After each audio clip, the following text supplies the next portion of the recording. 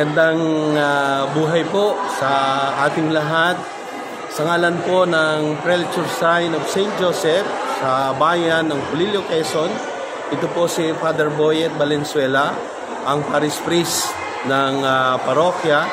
At ngayon ay katatapos ng ating ginawang pagdiriwang ng araw ng mga banal, araw ng mga santo at santa. At sa ating pagdiriwang, nagkaroon tayo ng banal na misa. At pagkatapos ng banal na misa ay kinilala natin at ipinarada o nagprosesyon ang lahat ng mga santo at santa sa pamamagitan ng pagpili sa mga kabataan na nagmula sa paaralan ng Pulilio Central School, Mount Carmel School of Pulilio, Pulilio National High School at Southern Luzon State University, Pulilio Campus. At kinikilala natin ang matagumpay na pagdiriwang dahil sa ating pagkilala sa unang araw ng Nobyembre, kinikilala natin ang lahat ng mga banal, lahat ng mga santo at santa upang sila ay parangalan, upang sila ay patuloy na matularan.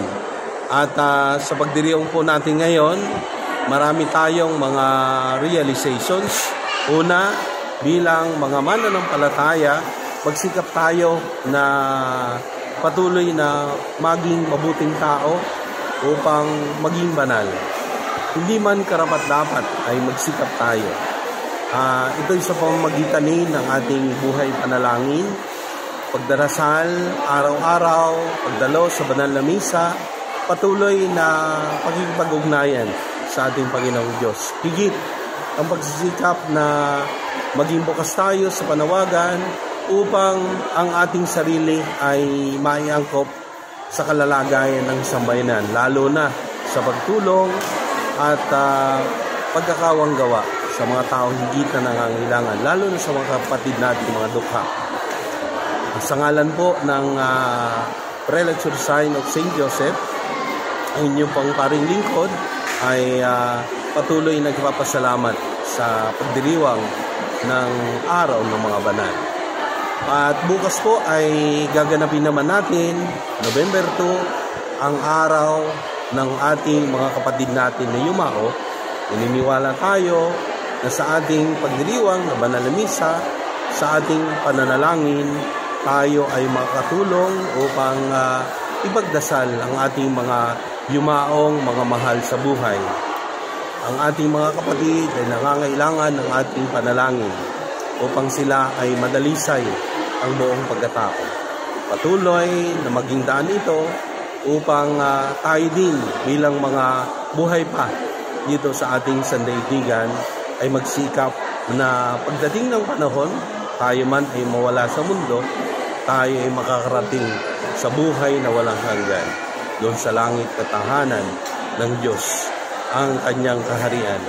Kaya tayo po'y magdiwang bukas na punong-puno ng pag-asa upang ang lahat ng mga yumao nating kapatid ay ating ipagdasal upang sila ay maging mapayapa at makarating sa buhay na walang hanggan.